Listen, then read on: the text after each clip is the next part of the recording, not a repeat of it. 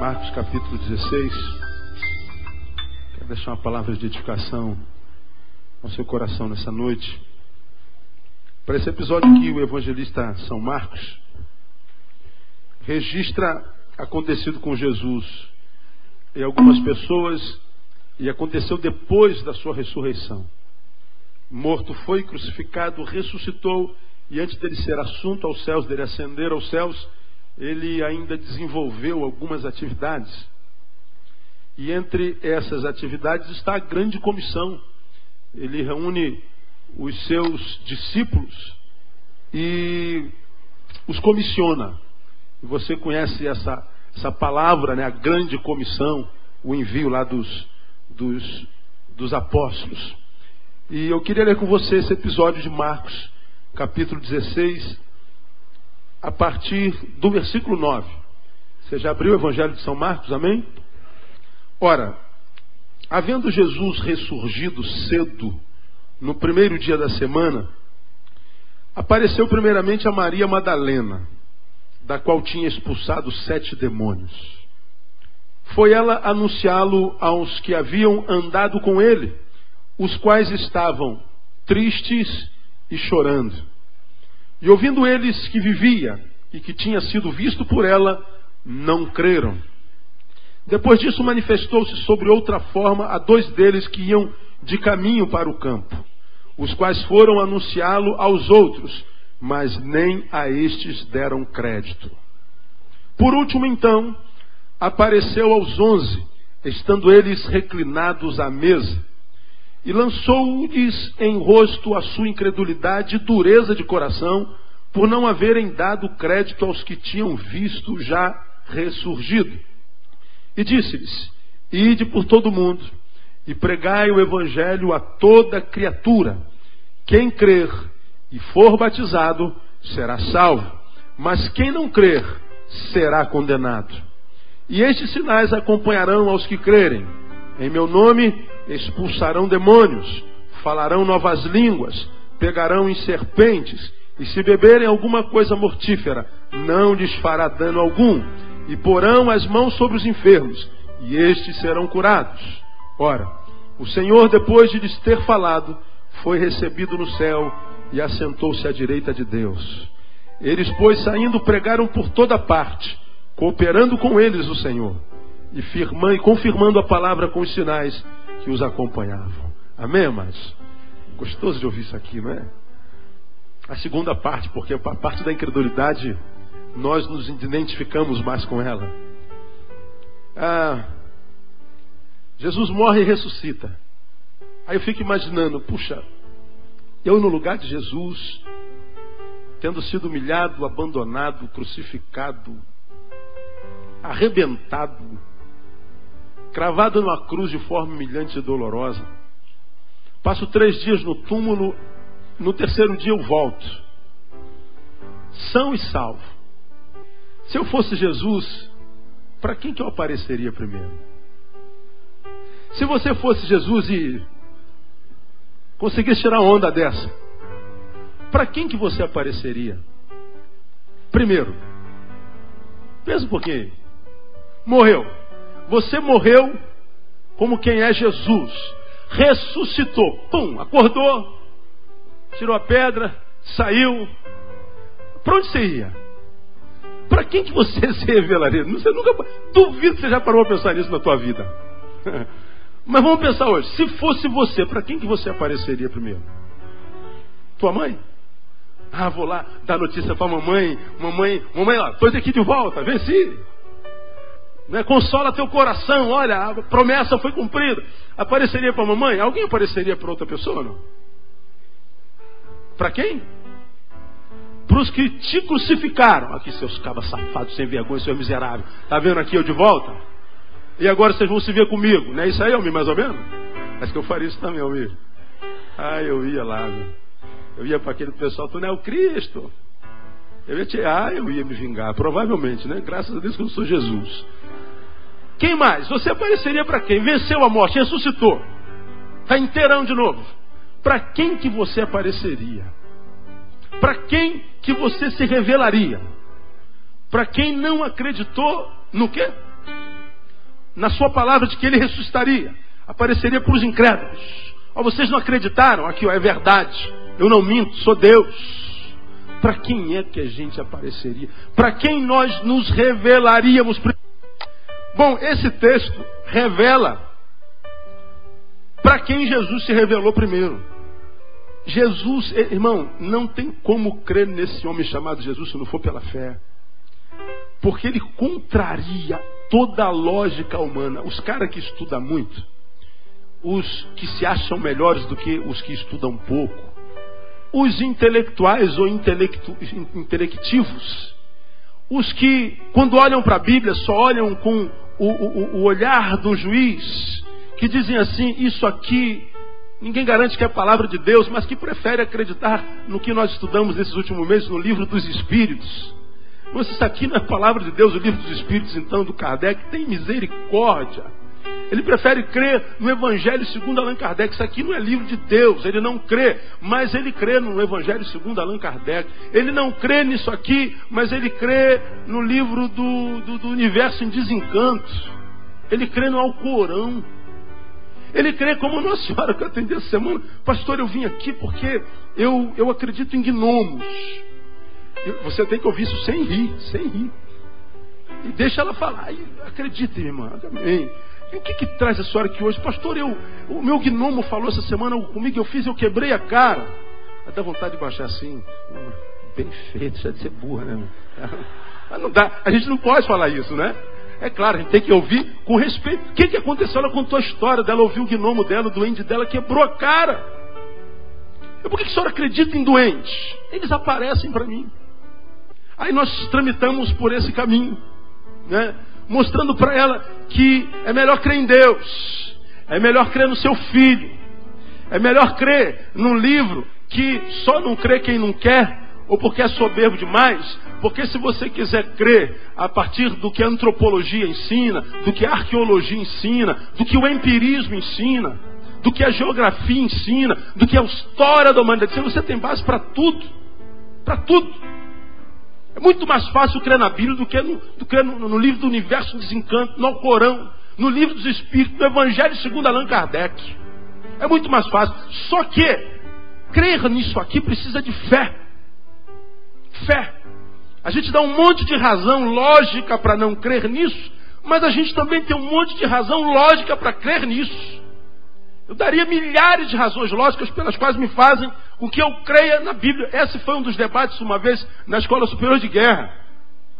Sobre a religião e a nação e a religião. Falando sobre a fé do povo, passando por Marx. Eu não vou gastar tempo aqui, está aqui no cronograma falar de Marx. Mas eu vou falar de Marx. Marx morreu com a sua teoria fajuta que faliu no mundo inteiro. Está tudo mortos, como diria o outro. Mas Jesus, para crer nele, precisa de fé. Porque a gente diz assim, ora, se isso aqui é verdade, eu fosse Jesus, aparecesse de novo, se eu fosse me revelar, para quem eu me revelaria? Olha o que Jesus tem na cabeça e para quem que ele se revela. Olha lá, versículo 9. Ora, havendo Jesus ressurgido cedo no primeiro dia da semana, apareceu primeiramente para quem? Maria Madalena. Quem é essa Maria Madalena? Era uma mulher que ele tinha expulsado o quê? 7 demônios. Deixa eu ver para quem eu vou aparecer primeiro. Para aquela Maria de Magdala, aquela mulher pecadora de quem eu tirei 7 demônios, cuja história diz que era prostituta. Lucas capítulo 7 fala da mulher pecadora e fala que era uma mulher que tinha muitos pecados. A tradição entende que ela era uma adúltera. Lugar nenhum da Bíblia está escrito que Maria Madalena era adúltera, mas a tradição entende que sim. Flávio Josefo, o maior historiador da igreja cristã, viveu no primeiro século, diz que Maria Madalena era uma prostituta, uma mulher endemoniada, da qual Jesus não tirou um, tirou 7 demônios. E o que a Bíblia fala sobre 7 demônios? Se alguém passa e expulsa da casa o valente, ou seja, se alguém é liberto, dele se expulsa um demônio, que a Bíblia chama de valente. E se esse cujo demônio teve expulso da sua vida, agora está liberto, se ele não colocar o Senhor dentro da sua casa, ou seja, a casa está limpa, mas se ele não colocar um outro Senhor, que não um demônio, na sua casa, ou seja, o Espírito Santo, o que a Bíblia diz a respeito disso? O diabo que saiu, ele perambula pela terra, não encontra repouso, volta para sua casa. Se encontrar vazia e limpa, o que ele faz? Digam. Traz consigo mais 7. Quantos demônios Jesus expulsou de Maria Madalena? 7. O que se entende disso aqui? Essa mulher já foi liberta uma vez, não se dobrou ao poder de Deus que o libertou, e aí 7 demônios vieram. Jesus a libertou de novo. Porque você sabe que quando se está no vício da prostituição, isso muitas vezes acompanha o viciado para o resto da vida. É difícil se libertar dos pecados sexuais. Esse texto diz que essa mulher era uma mulher prostituta. Ou a história diz que ela era assim. E nesse capítulo, nesse texto, Jesus se revela primeiro para Maria Madalena. Primeira pessoa que vem na cabeça dele. Aquela mulher que está liberta de 7 demônios. Aquela mulher que lavou os meus pés com a sua lágrima e enxugou com os seus olhos. Que não teve medo da crítica dos que estavam na casa de Simão. Que não entenderam o seu gesto de carinho, de amor e de arrependimento. Eu vou aparecer primeiro para essa mulher, e para essa mulher, ex-prostituta, liberta de 7 demônios, Jesus se manifesta primeiro. E aí o que aconteceu no versículo 10? Ela foi e anunciou aos que haviam andado com ele, os quais estavam o quê? Tristes e chorando. Jesus se revela a ela, e através dela se revela aos que estavam tristes e chorando. Aos chorosos, aos entristecidos, aos sobrecarregados e abatidos, aos que estavam por aí entregues à própria sorte, desistiram. E ouvindo eles que vivia e que tinham sido vistos por elas, não creram. Depois disso manifestou-se sobre outra forma a 2 deles, que iam de caminho para o campo. São os caminhos do caminho de Emaús que também não creram nele. E aí diz que por último ele apareceu aos 11. Os últimos para quem Jesus apareceu foram os seus discípulos, aos crentes. Os últimos para quem Jesus apareceu foram os apóstolos. Eu achei isso interessante, fiquei perguntando, por que será? Para quem é que Jesus tem prazer de se revelar, irmão? Bom, eu sou crente desde garotinho, esse ano eu faço 40 anos, graças a Deus, com muita alegria. Nasci no lar evangélico, nasci no hospital evangélico da Tijuca, na rua Bom Pastor. Quem me trouxe ao mundo foi um médico que era pastor batista. Com menos de 1 mês de idade, minha mãe me trouxe ao púlpito para ser apresentado e consagrado ao Senhor. Isso aconteceu aqui na Igreja Batista do Jardim Novo Realengo, na Avenida Pirpirituba. Quem me consagrou foi o pastor Valdemiro de Carvalho, vivo até hoje, e me jogou assim no alto e disse assim: Senhor, esse aqui é ungido teu desde o ventre. Ele será proclamador da tua palavra todos os dias da sua vida. E minha mãe conta essa história para mim. E eu fui criado nos caminhos de Deus. Fui membro do hall de bebês, né? Fui membro dos juniores, dos adolescentes, dos jovens, líder de adolescentes, líder de jovens, diácono. E depois me tornei pastor, depois de pastor, talvez bispo, apóstolo, Jesus 2, semideus, né? Não sei onde é que vai parar esse negócio, que hoje está uma bagunça só, né? Os homens estão clamando por título, né? Então, eu conheço o trâmite da igreja evangélica, e eu tenho aprendido, irmão, e não precisa ter muitos anos para isso, que grande parte daqueles para os quais Deus não tem se manifestado, se revelado, com poder e com graça, são aqueles que já envelheceram na fé. São aqueles que se acostumaram com a religião e se tornaram religiosos. Aqueles que batem no peito e dizem assim: eu sou crente há 40 anos. E daí? E daí? Qual a diferença que faz isso na tua vida? Você é crente há 40 anos. Bom, se fosse como no INSS, você podia se aposentar. Não é? Mas nem se aposentar você pode. 40 anos ganhou ruga na cara e cabelo branco. Você ainda tem cabelo. E barriga. Porque depois dos 40 ela não tem jeito, irmão. Bichinha nojenta. Mas ela vem.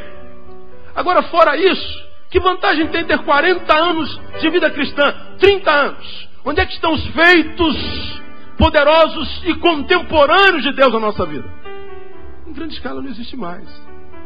Os jovens que foram criados no Evangelho, mamãe crente, papai crente, que cresceram, se tornaram adolescentes, tiveram a sua fase de altos e baixos na adolescência, mas venceram, se firmaram. E agora na juventude? Como é que está a sua vida, jovem? Se não existissem hoje os louvorzões, os sabadões, os encontrões, os louvorzões extravagantes, que a gente vai de evento em evento, tendo a sensação de que a gente está fazendo a vontade de Deus, de que a gente está recebendo o poder de Deus, mas esse poder de Deus que geralmente só se manifesta dentro dos encontrões, dentro dos sabadões, dos vigilhões, dentro de tempo, mas que não te acompanha no teu namoro com a tua namorada, na tua relação com o teu pai, no teu relacionamento com o teu patrão, com o teu vizinho. Se não tivesse esses louvorzões todos, esses ajuntamentos, fosse você e Deus, como é que estaria a qualidade de vida tua hoje?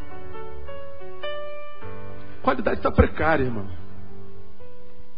Aí, esse texto me ensina algumas coisas que eu julgo tremendas para a nossa vida. Eu queria compartilhar com você. Quem são esses para quem Jesus se revela? Porque uma mulher que até ontem fora prostituta, irmão. Quem são as pessoas para quem Jesus se revela? Primeiro, quando ele se revela a Maria Madalena, ele está dizendo que se revela para alguém cujo presente só pode ser aceito pela graça. Só. Ele se revela para aquelas pessoas que o presente, que o hoje que eles vivem hoje, só pode ser aceito pela graça, como essa mulher, porque o passado dela era podre. E quando os homens olhavam para essa mulher, principalmente os fariseus, olham para ela no presente, mas não conseguem ver o que ela é no presente. Olham para ela no presente e só conseguem ver o passado dela. Foi o que aconteceu lá em Lucas capítulo 7. Se esse homem fosse profeta e soubesse de que qualidade é esta mulher, não me permitiria que ela o tocasse. Porque o fariseu, quando olhava para aquela mulher, não olhava o que ela era no presente, no instante em que ela se encontrava com Jesus. Ele olha para aquela mulher hoje e vê o ontem. E Jesus diz assim: essa que é a diferença daqueles para os quais eu me revelo e para aqueles para os quais eu nunca vou me revelar. Aqueles para os quais eu me revelo são aqueles cujo presente só pode ser aceito pela graça, porque o passado nos condena. Aí, irmão, eu queria perguntar a você hoje: tem alguma coisa no teu passado que te condena? Pergunta, irmão, que está ao seu lado: tem alguma coisa escondida aí, irmão? Ah, tem, né, irmão? Ou não? Quantos responderiam sim? Digam sim. Nem vou perguntar não, porque você vai mentir e eu não quero te dar essa oportunidade. Quer mentir, você minta. Mas o problema é seu. Essa mulher aqui, a tal da prostituta, era uma mulher que com certeza passava pela cidade ali, irmão, de Nazaré, passava por Jerusalém, até por Magdala, onde ela nasceu. Ela, quem sabe, passava com a Bíblia do tamanho da minha, essas Bíblias grandes.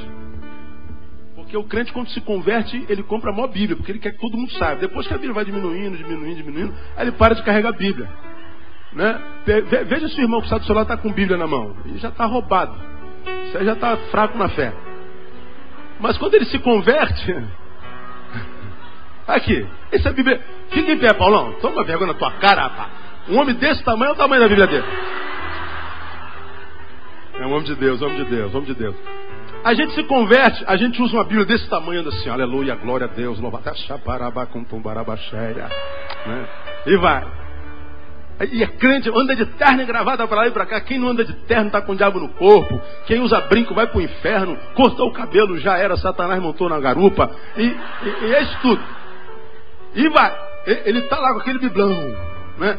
Aí eu fico imaginando essa mulher com um passado negro. Bota ali uma Bíblia debaixo do braço e vai passear em Nazaré. Imagina a rapaziada tomando cerveja, a molecada andando de skate. Olha lá, Maria Dadá. Vê se pode. Olha lá, agora ela é Bíblia. Ô Bíblia, paz do Senhor, irmã. E ela vai estar amarrada no nome de Jesus, seus cabras. Lá vai, eu fico imaginando, irmão, as ofensas, as zombarias que aquela mulher passava. Eu fico imaginando a família dela. Agora você é crentona, você sabe como é que é a família, né, irmão? Tua família não liga para você, mas se você se converte, pronto, todo mundo vai olhar para você, mas para te tirar da igreja.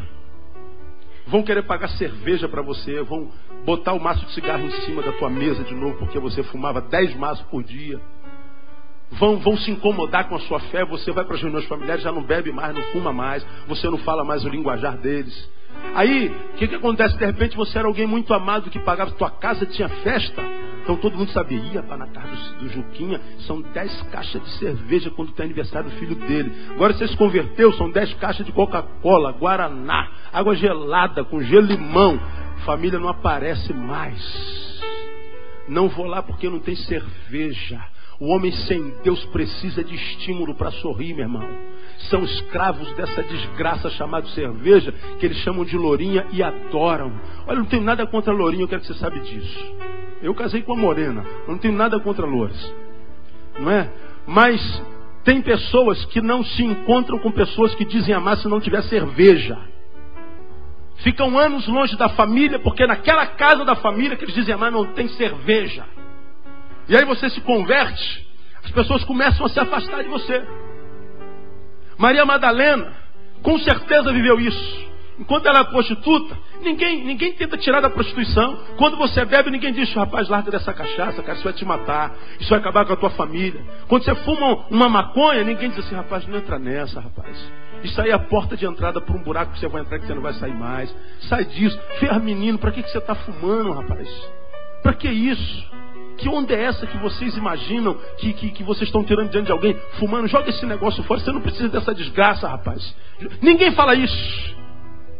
Agora quando você diz, eu vou largar de fumar, eu vou largar de beber, eu vou largar dessa desgraça toda, tem sempre um miserável do inferno que vai dizer para você, virou Bíblia.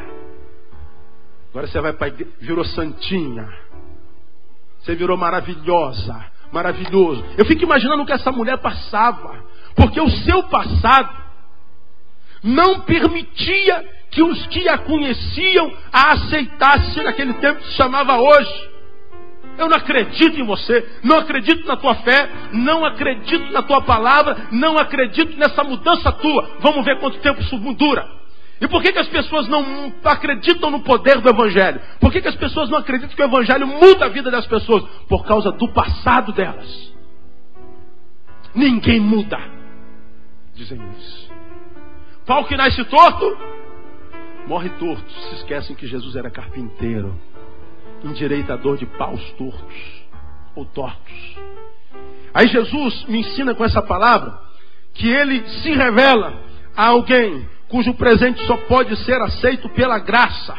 Porque o passado, todos nós temos alguma coisa que nos condena. Mesmo que nós não admitamos, mesmo que nós não saibamos. E se não existe alguma coisa no passado que nos condena, existe alguma coisa no presente ou na nossa mente que nos condena. Aí, como que o diabo trabalha na cabeça dessa gente? Alguém diz assim, olha, você fez o que fez, você não tem mais direito à graça de Deus.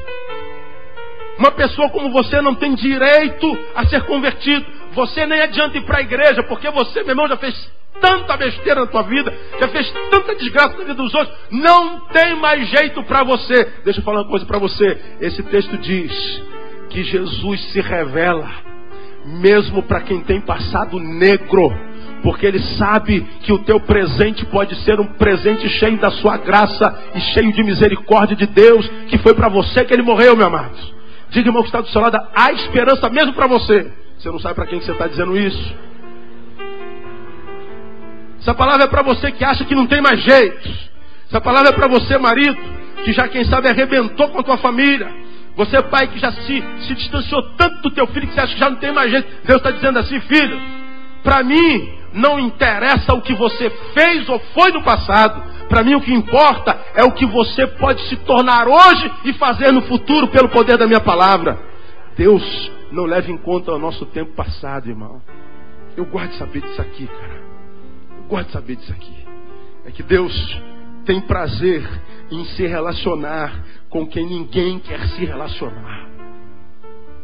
Deus tem prazer em andar com quem ninguém quer andar. E é por isso que ele escandaliza os lógicos. Por isso que eles escandalizam. Não, se Jesus fosse Deus, ele acha que ele ia aparecer logo para uma prostituta. A não ser que ele tivesse afim de alguma coisa. Não, ele poderia ter estado afim quando ela lavou o seu pé. Para sua curiosidade, irmão, vai aqui um exercíciozinho psicanalítico. Lá em Lucas capítulo 37, acho que eu já falei isso aqui, se eu não me engano, quando essa mulher se ajoelha, chora por arrependimento na presença de Jesus, e sua lágrima lava o pé de Jesus. E ela se ajoelha aos pés de Jesus, e a cidade toda sabia o que ela fazia na vida. E ela começa a lavar os pés de Jesus descalço. Psicanaliticamente falando, o pé tem uma figura fálica. Você sabe o que é falo? Falo é pênis. Você sabe o que é pênis? Sabe, né? Não preciso falar mais nada. O pé, ele está no corpo, na mesma proporção e direção do pênis. O pé tem representação sexual. Pasme, escandalize com isso. Quando a mulher se ajoelha aos pés de Jesus e começa a esfregar o seu pé, que tem uma figura fálica, saiba que este gesto era extremamente erótico. Não é tão simples como alguém que senta aqui e lava o pé do irmão, da irmã, de quem quer que seja. Hoje, não. Hoje é simples. Hoje é liberdade para isso. Quem é que não gosta de uma massagenzinha no pé, irmão? Pega assim seu dedinho e fica assim, ó. Que isso? Você dorme. Mas lá naquele contexto, primeiro, mulher não era gente. Mulher não poderia estar em reuniões descoberta. Mulher não podia tocar em homem de maneira nenhuma. Aquela mulher não só se ajoelha diante de Jesus, como lhe tira os sapatos e começa a esfregar o seu pé com um bálsamo. Os fariseus, quando vem aquela cena extremamente erótica, ficam desesperados e escandalizados. Esse homem não pode ser profeta. Porque na cabeça do fariseu essa mulher estava contaminando Jesus, porque ela era uma prostituta. Só que Jesus entende que a relação dele vai muito além daquela que o corpo pode revelar. Jesus, quando se relaciona com alguém, não olha para o que você faz, mas a intenção com a qual você faz. E Jesus sabia que mesmo que na cabeça de toda aquela multidão a cena era erótica, no coração daquela mulher era uma cena espiritual. De modo que Jesus entende que não é a prostituta que o contamina, é ele que contamina a prostituta. E Jesus muda a vida daquela mulher por causa da coragem que ela teve de ir contra o conceito social. Jesus prefere um ato de sinceridade de coração de uma mulher prostituta do que o juízo de uma multidão de fariseu, pseudo-santo, cuja santidade se manifesta tão somente no juízo para com os outros. Isso aqui é sinistro, né, irmão? Esse é o Jesus que a gente serve. Um Jesus que está todo aí para você, cujo passado é negro. Um Jesus que não está nem aí para aqueles que agem como se passado não tivesse, que dizem assim, olha, eu gosto muito da igreja, gosto da palavra, gosto da música, mas eu não aceito um camarada que matou, um camarada que roubou, um camarada que fez e aconteceu, agora bota a Bíblia debaixo do braço e agora é crente. É isso mesmo. Eu não aceito, o problema é seu, você não tem que aceitar nada, senão só Jesus. O que você tem a ver com a vida dos outros? Mas Jesus é diferente de você. Jesus age com misericórdia. Jesus age pela intenção do coração. Para Jesus o que conta não é o que você fez no passado, é o que você fará no futuro, depois de se encontrar com Ele no presente, no nome de Jesus. Jesus libera uma palavra para você que está aí, irmão, achando que não tem mais jeito. Você que está aí, que acha que por causa dos teus feitos pregressos já não tem direito a mudar os teus feitos no futuro. Há esperança para você no nome de Jesus. Me ajuda, irmão. Diga, irmão, que está do seu lado. Há esperança para você, amado. Não importa o teu passado. Não importa o teu passado. Jesus quer se revelar para você hoje. Para quem mais Jesus se revela, irmão? Está aí no versículo 10. Foi ela anunciá-los que haviam andado com ele, os quais estavam tristes e chorando. Jesus se manifesta até para os que estão sem esperança. Jesus prometeu que ia ressuscitar. Eu fingi que acreditei. E agora me dizem que ele ressuscitou, mas eu não consigo acreditar, eu estou triste. Eu estou chorando. E quando é que a gente chora? Quando a gente está triste. E o que a gente faz quando está triste? Chora.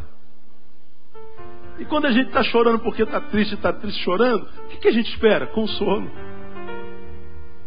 E Jesus, quando ressuscita, ele não procura Maria, sua mãe. Ele não procura José, seu pai. Ele não procura os apóstolos.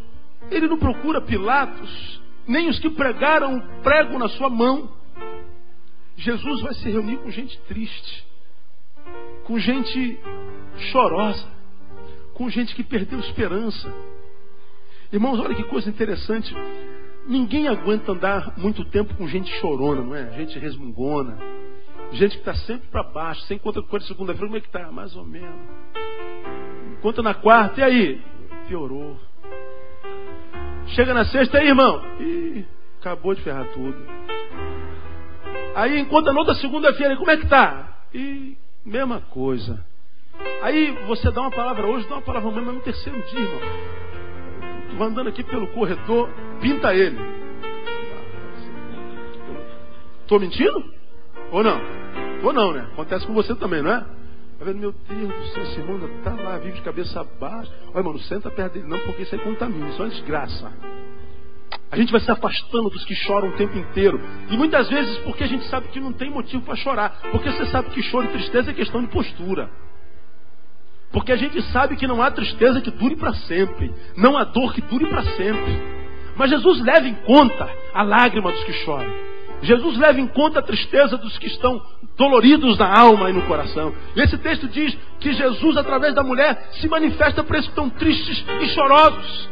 Você de repente está muito triste e chora ainda mais, porque já não tem mais com quem chorar, você já não tem mais com quem compartilhar a tua tristeza. Hoje de manhã, uma irmã veio falar comigo, assim, pastor, olha, eu queria conversar com o senhor essa semana, seu horário na agenda está toda cheia, me arruma um horáriozinho.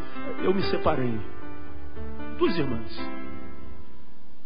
Uma me chamou no canto e falou, pastor, eu não estou aguentando de dor no meu coração. É como se uma espada fosse transpassada no meu ser. E me dói em qualquer circunstância, eu não consigo fazer mais nada. E essa dor me consome todo o tempo, todo o pensamento. Eu não sei mais o que fazer. Eu não aguento mais. E por que essa agonia aguenta? Porque a gente não tem com quem falar, a gente não tem compartilhar. E Jesus diz assim, olha, eu tenho prazer em me revelar para quem está com choro nos olhos, para quem está com tristeza na alma. Eu tenho prazer em me relacionar com essa gente que, por causa dos afazeres das muitas gentes, essas muitas gentes já não tem tempo para ela. Porque diz, eu já tenho problema demais para ficar me preocupando com o teu. A filosofia dos 3 mosqueteiros não existe mais. Um por todos, todos por um não, é um por um e cada um para si, você que se ferre. Hoje é assim a vida. E a gente vai vivendo encurralado na nossa solidão, na nossa solitude. E às vezes a incapacidade de conversar com alguém ou ter alguém para conversar, essa dor é maior do que a própria dor que a gente quer compartilhar. Jesus está dizendo assim, ó, eu estou aqui. Eu tenho prazer em me revelar para você. Eu preguei sobre isso domingo passado, quando preguei, vinde a mim todos vós que estáis, o quê? Cansados e oprimidos, sobrecarregados, e eu vos aliviarei. Jesus, quando faz um convite, faz para os cansados. Jesus faz um convite para os oprimidos, para os sobrecarregados, mesmo para oprimidos, como quem sabe muitos dos que estão aqui, que estão oprimidos, cansados, sobrecarregados, à porta da depressão ou em depressão completa, mas ninguém sabe, porque você consegue fantasiar a tua dor. Tua filha não sabe que você está em depressão, não é? Você acha que teu filho, tua mulher, teu marido não sabe que você tem agonia na alma? Você quando vai no trabalho, chega rindo, cumprimenta todo mundo, está tudo muito bem. Você está sempre dando uma palavra de ânimo. Você é o cara mais animado da repartição. Todo mundo diz, esse cara é 10. Todo mundo gosta dele. Mas quando as luzes apagam, quando a multidão se dissipa e fica você e você sabe o que você está passando no teu coração. Eu me lembro, em 1994, eu trabalhava no Banco Real. Era procurador do Banco Real no Leblon. Tinha um colega de trabalho chamado Augusto. Rapaz, como eu amava aquele menino. Porque ele era aquele que entrava sorrindo, atendia sorrindo, saía sorrindo.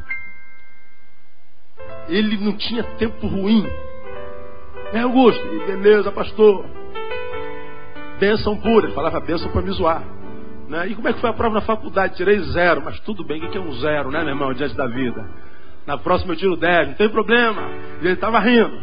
Vamos tomar uma cerveja por causa disso que eu tirei 0. Eu falei, pô, cara, esse homem é crente, não é possível. Porque tem crente que tira 10 e chora. Mas eu queria 2,10, irmão. Te catar, irmão. Não tem, perdeu a intimidade com a celebração, né, com a alegria. Crente sorri pouco, não sabe celebrar, porque ele acha que prazer tem a ver com pecado. O crente tem pouca intimidade com prazer. Mas o Augusto, irmão, ele era assim, fera. Estava no tempo do cafezinho, as pessoas queriam tirar o tempo de cafezinho com Augusto, porque ficar 15 minutos com ele era sair dali animado. Augusto, em 1998, deu um tiro na cabeça.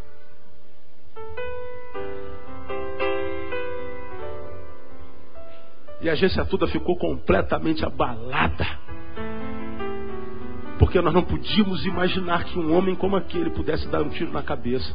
Augusto vivia depressão, pelo menos nos últimos 5 anos, me disse a mãe dele.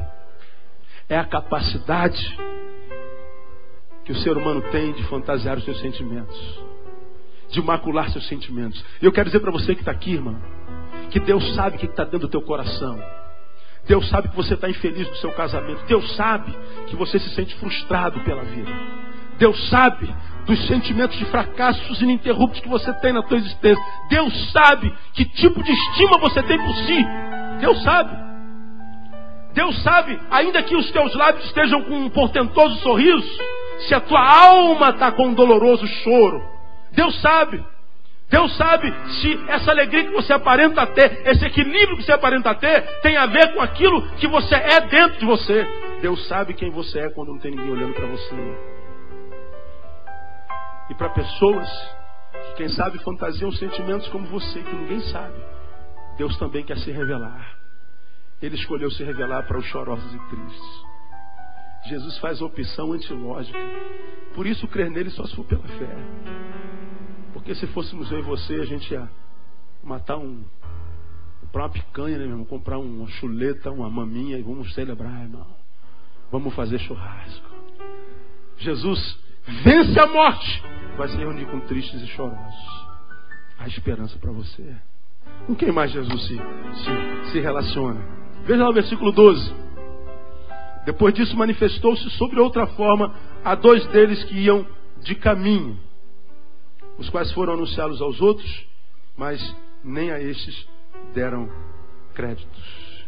Noutra versão diz que eles iam ao campo.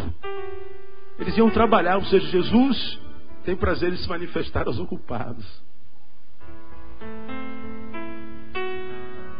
Pensa comigo, vamos raciocinar. Nós vivemos uma geração que não gosta de trabalhar, não é verdade? Concordam, sim ou não? Claro que tem exceção, tem gente que trabalha de sol a sol. O povo brasileiro é um povo trabalhador, mas tem uma racinha aí, irmão, que eu vou lhe contar. Ele acorda meio-dia, almoça. Aí vê, o que dá meio-dia na televisão? Globo Esporte? Tem. Aí vê Globo Esporte. Aí depois vê Globo Esporte, vai tirar uma sonequinha à tarde para descansar um pouquinho. Acorda às 5. E aí, coroa, café está pronto? Tá, meu filho. Comprou pão? Não, tem de manhã. Que é isso? Comer pão velho, murcho? Vai lá comprar pão quente. Vai lá comprar pão quente, ele come pão quente. Tá.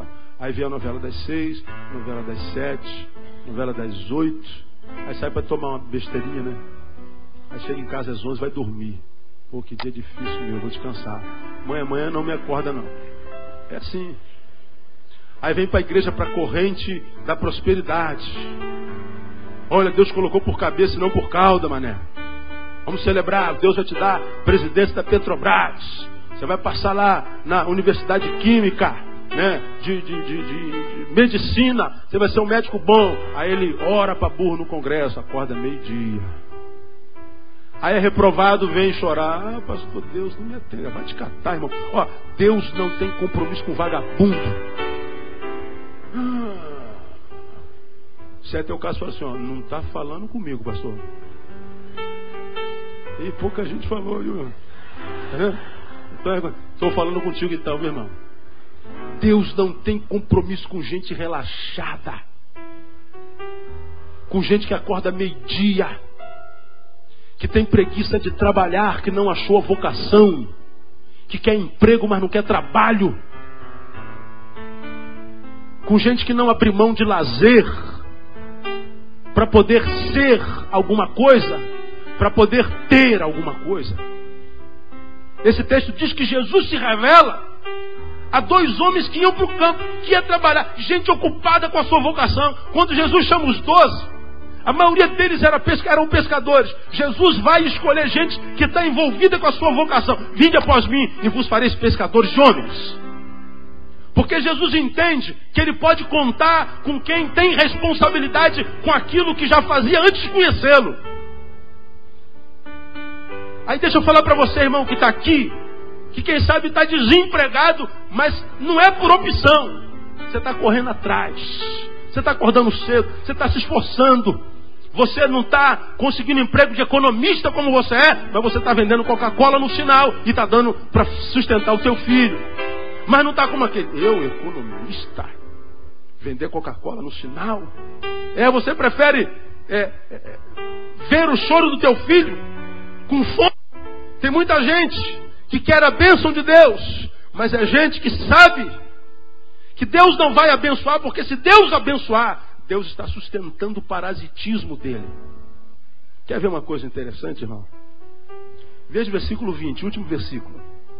Eles, pois, saindo, pregaram por toda parte, foram trabalhar. Veja a frase seguinte, leia aí. Cooperando com eles o Senhor. O que é cooperar? Operar com. Quem é que cooperava? O Senhor. O Senhor operava com. Com quem o Senhor operava? Com os apóstolos. Ora, quem é que operava, portanto? Eram os apóstolos. Jesus ajudava. Eles faziam, eles pregavam e Jesus ia ajudando. Jesus ia auxiliando. Jesus não fazia, ajudava a fazer. Por isso que a Bíblia diz, esforça-te e eu te ajudarei. Diga comigo, Deus não faz, ajuda a fazer. Diga, irmão que está do seu lado, faça a tua parte, portanto, meu irmão. Deus se revela para quem trabalha. Deus se revela para quem esforça. Deus não se revela para quem está dormindo, para quem não corre atrás. Deus não tem compromisso com parasitas. Deus tem compromisso com gente que está envolvida com a sua vocação, com o seu mistério, com o seu trabalho, seja ele qual for. Porque trabalho, como eu já disse aqui, disse outro dia, não é só o meio pelo qual a gente consegue pão para casa. Trabalho é aquilo que traz dignidade para o ser, irmão. Traz dignidade para o ser. Quando você levanta de madrugada para ir trabalhar, você está mostrando quem você é. Você está mostrando quem está dentro de você. Que tipo de ser humano você é. Você acorda 3 horas da manhã. Aí tem sempre alguém assim, misericórdia, como é que você aguenta um trabalho desse? Eu aguento esse trabalho, irmão, porque foi o Senhor que me deu, Ele que me sustenta. E eu louvo a Deus porque eu sei que tem 1 milhão, 2 milhões, 100 milhões de brasileiros que gostariam de estar acordando de madrugada igual a mim. Amém ou não amém, igreja? Ah, gostaria. Então acorda 3 horas da manhã com alegria, meu irmão. Porque há muitos que não querem acordar 3 horas da manhã, porque vem alguns que acordam às 9, pega às 11 no trabalho. E eu vou acordar às 3? Não, acorda meio-dia. Acorda meio-dia. Você fica duro e sem a graça de Deus. Para quem que Deus se revela? Para os ocupados. Deus se revela para alguém cujo presente só pode ser aceito pela graça. Deus se revela aos que estão sem esperança. Deus se revela para a gente ocupada. Deus, quando se revela, não pensa nele, pensa naqueles para quem vai se revelar. Agora, uma outra lição que a gente aprende aqui. Por que Deus se revela? Por que Ele se revelou a uma mulher cujo passado era negro, cuja sociedade a olhava e desacreditava da sua fé e do seu testemunho? Porque quando a olhava, não a via como alguém que tinha um hoje, só via alguém que só tinha um ontem. Por que Deus se revela a essa gente chorosa, sem esperança? Essa gente que não vê mais razão para acordar. Por que Deus se revela a gente ocupada? Por uma simples razão. Está aí no versículo 15. E disse-lhes, Disse para todo mundo. Para Maria Madalena, para os chorosos, para os que iam para o campo. E para os apóstolos, para quem ele se revelou depois, disse: ide por todo mundo, fazer o quê? Pregai o evangelho a toda criatura. Por que Jesus se revela? Para nos comissionar. Deixa eu dizer uma coisa para você que está aqui, irmão, você que está decepcionado com Deus. De repente você vai ficar decepcionado comigo agora. Mas é melhor ficar comigo que com Deus. Tem muita gente que acha que Deus, quando se revela a vida, se revela a nossa vida para que nós nos sintamos bem. Ah, Deus vai se revelar a mim para que eu me torne uma pessoa aliviada. Ah, estou me sentindo tão bem, estou tão feliz. Porque a gente tem ouvido dos púlpitos das igrejas: olha, basta que você aceite Jesus, que a tua vida vira um mar de rosas. Que você vai ver a alegria do Senhor te alcançando. Basta aceitar Jesus, que você vai ter vitória em todos os seus feitos. Basta aceitar Jesus, que você vai ver como a tua família muda. Basta aceitar Jesus, basta aceitar Jesus. E as promessas vêm. A pergunta é, respondam: você conhece alguém que já se encontrou com Jesus que bastava, mas que a família arrebentou? Você conhece alguém que se encontrou com Jesus que bastava, que foi demitido? Você conhece alguém que se encontrou com Jesus que bastava, que o nome está no SPC, no Serasa, CCF? Você conhece alguém que já conhece Jesus, que bastava e está em depressão? Você conhece Jesus, alguém que conhece Jesus, que aceitou Jesus, que bastava e que está completamente desanimado da vida? Sim ou não? Conhecemos, né, irmão? Mas pastor, não basta aceitar Jesus? Basta. Mas é que quando Jesus, que basta, se revela a mim, Ele não se revela a mim para que eu me sinta bem. Irmão, paz, Jesus não chamou ninguém para ser feliz. Que isso, pastor? Jesus não se revela a mim e a você para que a gente seja feliz, ou felizes para sempre. Jesus não se revela a mim e a você para que a nossa vida vire um mar de rosas. Isso acontece na novela das 8, irmão. No final, o mocinho e a mocinha sempre se encontram. No final, o bandido é sempre punido. Ele morre no final. Ele é preso. Fique tranquilo, o lobo lá da história de amor, ele vai morrer. E o advogado vai ser absolvido. E ele e a Lavínia Vlasak vão viver felizes para sempre. Fica tranquilo. A gente sabe o início, meio e fim. A gente vê, mas já sabe tudo.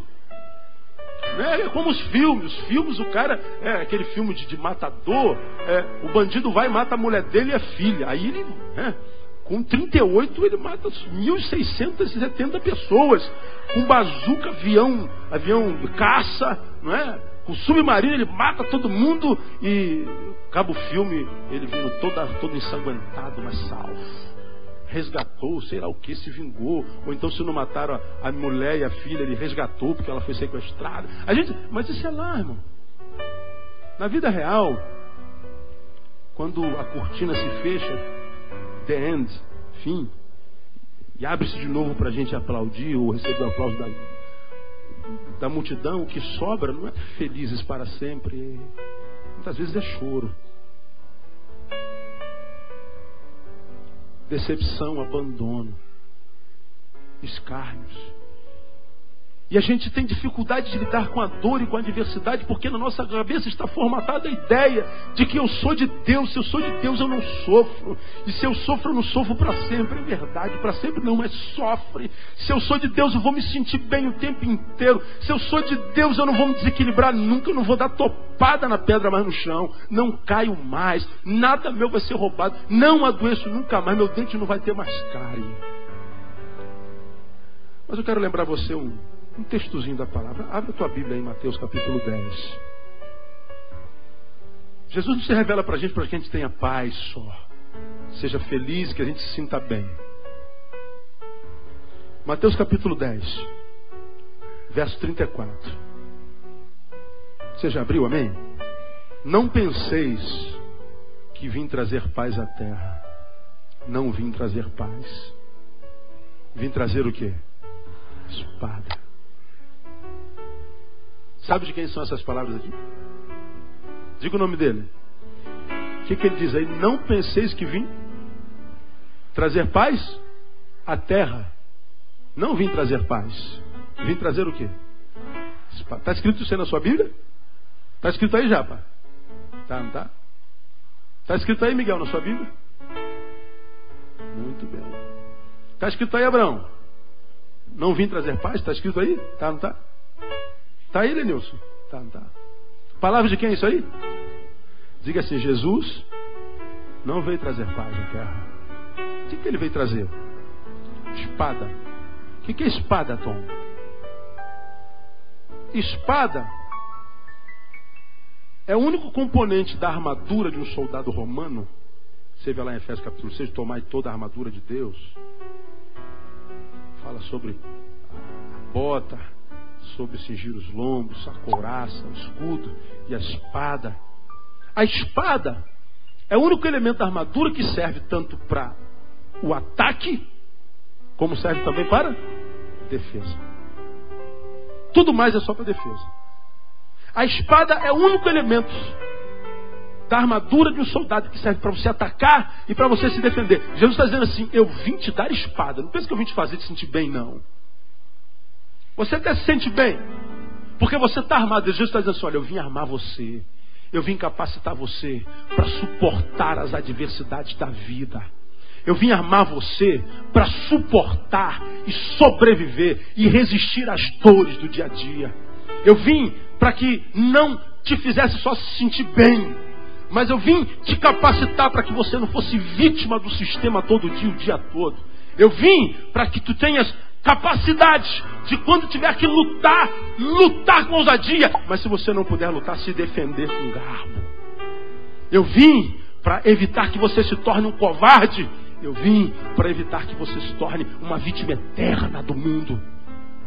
Agora, por que muita gente que não consegue entender o amor de Deus, esse amor como jungido com dor? Porque para muitos o amor de Deus é antônimo de dor. E às vezes ele se manifesta como sinônimo. Veja que Jesus se revela à mulher prostituta, Jesus se revela aos entristecidos, Jesus se revela aos ocupados e diz assim, eu me revelei para lhes dar uma ordem. Vamos por todo mundo. Prega o Evangelho. Eu me revelo para comissioná-los. Porque quando eu me revelo na vida de alguém, eu não me revelo para que você se sinta bem. Me revelo para que você se sinta útil.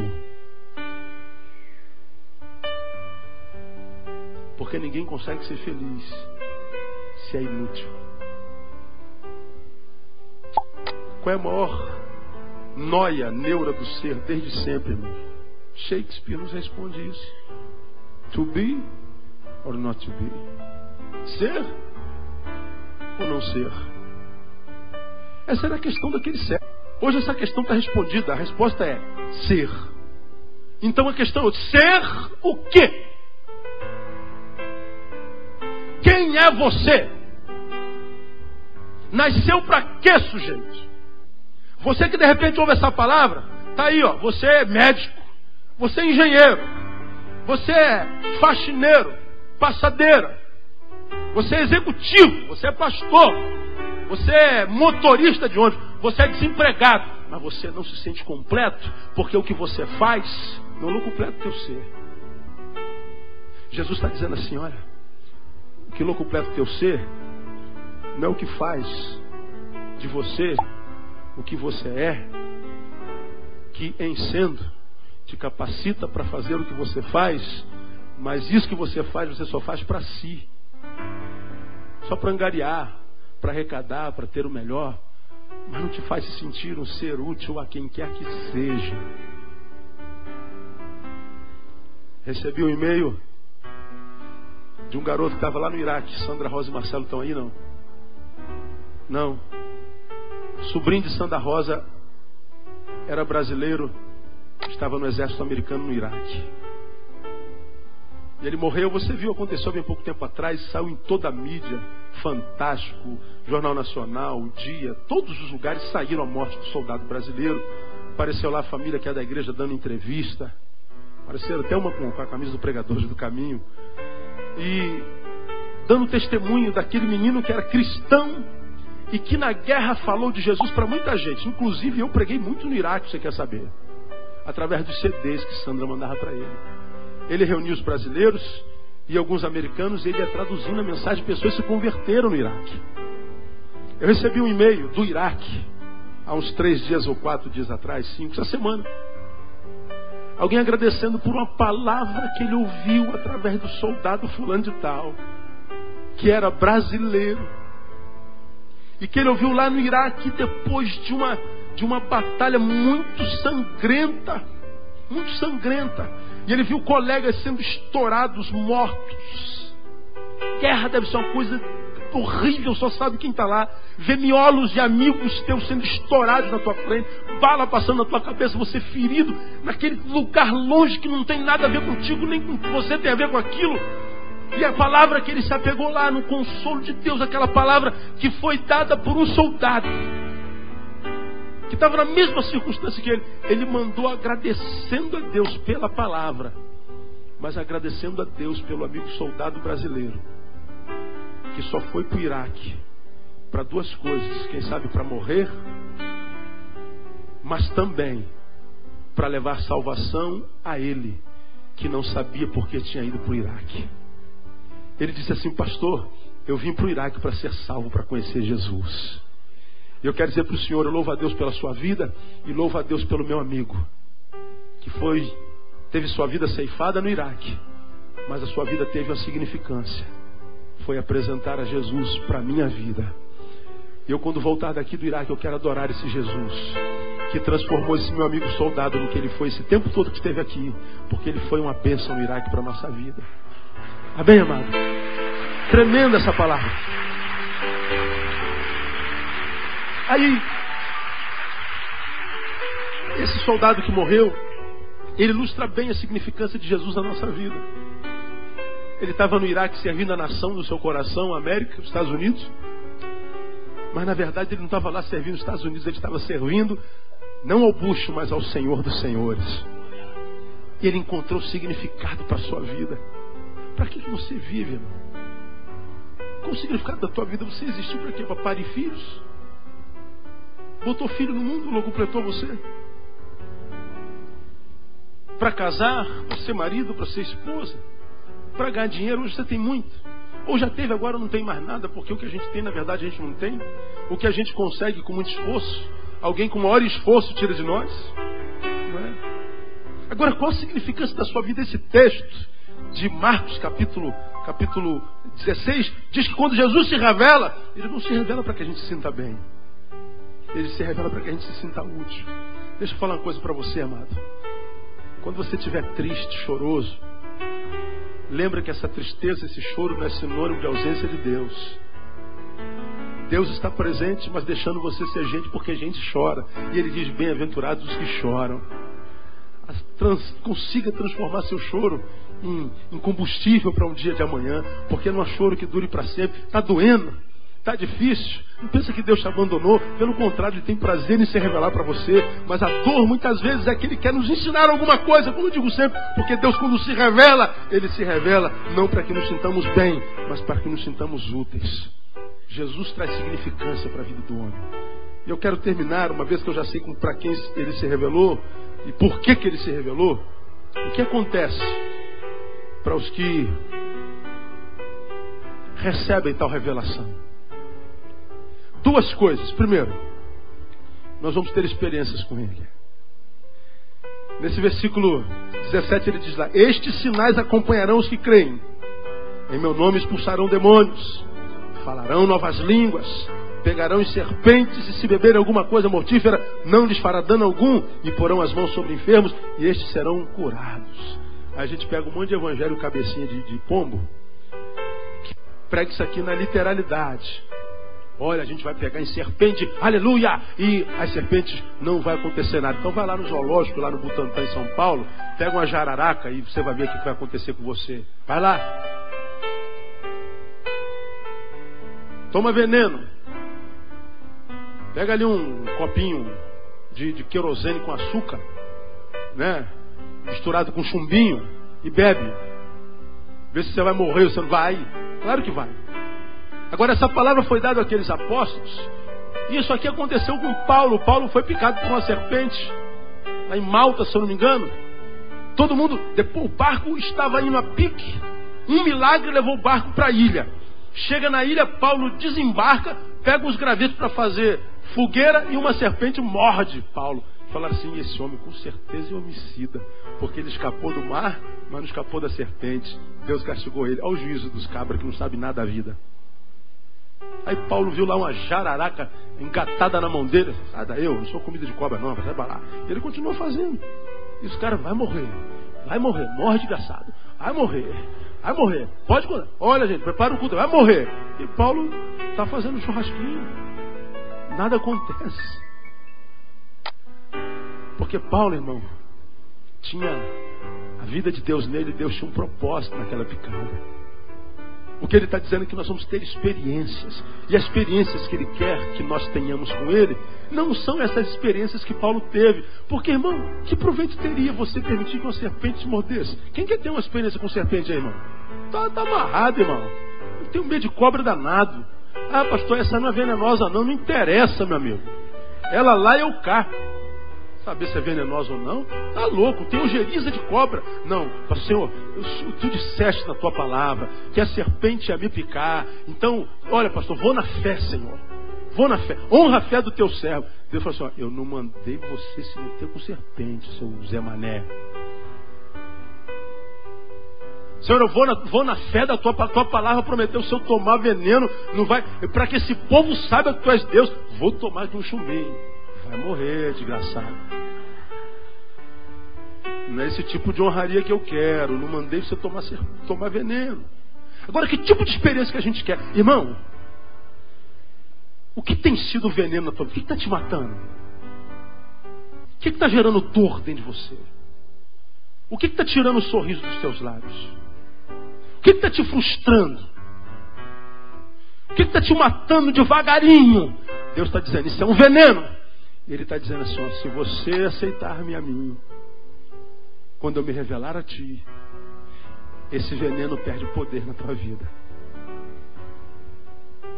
Essa serpente, esse diabo, esse agente do inferno que está te mordendo, que está te pisinhando, que está te tirando a paz, isso perde o poder na tua vida. Aquele assecla, aquele demônio, seja lá o que for, que está tirando a tua paz, que está matando você. Você está dizendo, pai, eu não estou aguentando mais esse homem, não estou aguentando mais essa situação, eu não estou aguentando mais essa mulher, eu não estou aguentando mais essa dor, eu não estou aguentando mais essa enfermidade, eu estou morrendo. Deus está dizendo assim, isso é veneno, e eu quero que você tenha experiência contra esse veneno. Eu sou o antídoto. É isso, irmão. Para quem aceita a sua revelação, ele está dizendo, você vai ter experiências comigo, irmão. Estava em São Paulo, um colega de turma que eu não via há muito tempo, ouvia falar de mim, entrar no site. E houve um tempo em que, na hora do almoço, o pessoal nosso foi muito descansar um pouco, foi dar uma rodada. Aí eu e o Zé Marcos saímos sozinhos de moto. Aí quando eu subi na moto, ele olhou na moto e falou assim, cara, aquele cara lá é um Neil. Não é possível, de moto. Crente anda de moto. Pastor anda de moto. Ah, mas é o Neil, então anda. Se é o Neil é doido, né? Aí ele me viu, ele gritou lá, doido, Neil! Aí eu olhei para aquele cara gordo, feito uma pessoa que come muito. Aí, maldaram, né? Maldaram. Aí ele falou, cara, você... Ele atravessou a rua para me dar um abraço, vinha um ônibus de lá. Eu falei, Jesus da glória. O ônibus freou, ele falou, obrigado, motorista. Aí foi lá, me deu um abraço, quase que quebra os meus ossos. Ele falou, Neil, que saudade de você, rapaz. Eu tenho ouvido falar de você, tenho visto que Deus tem feito na tua vida. Caramba, que bom é você, vamos conversar um pouco. E ele ficou tão alegre de ver o Neil. E que coisa tremenda, a gente se sente importante, né, quando isso acontece. Aí Deus está dizendo assim, puxa, ele ficou feliz por ver o Neil. Deus está dizendo assim, olha, você vai ter experiências, não é com Neil. Você vai ter experiência com o próprio Deus, irmão. Você vai ter experiência, não é com um gnomozinho idiota.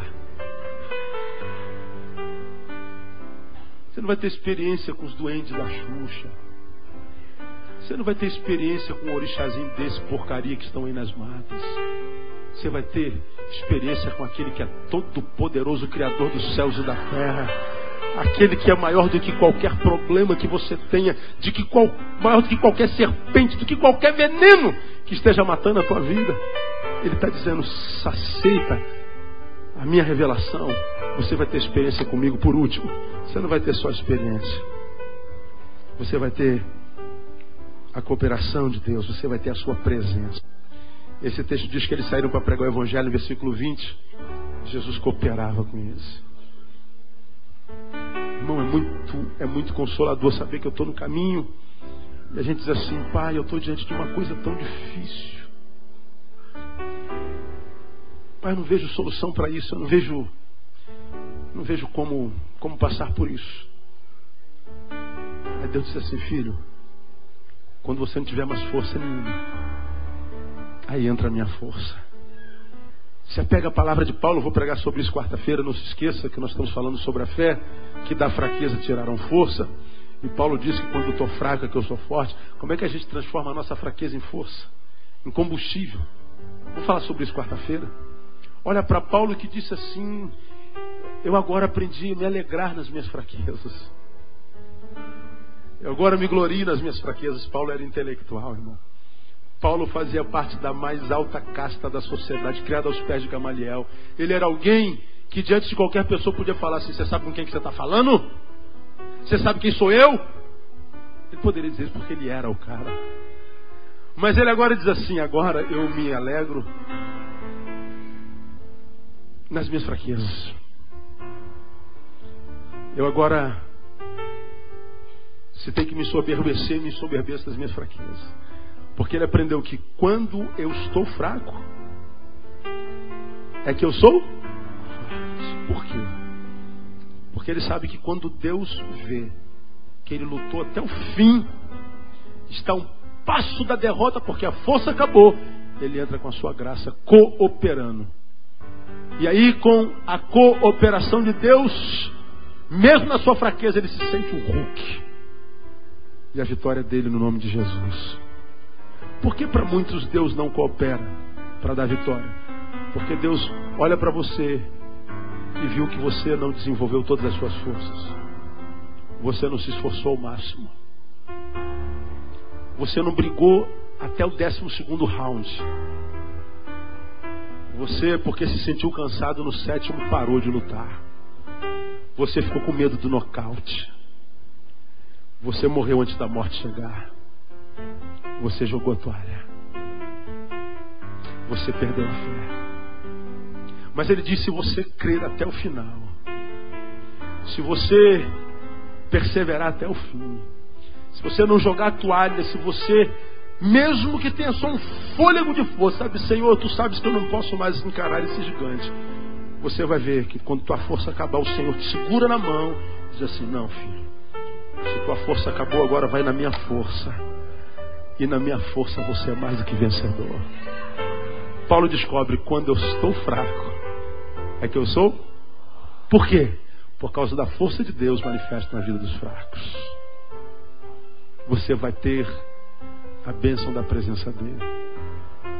Para quem Deus se revela? Para aqueles cujo presente só pode ser aceito pela graça.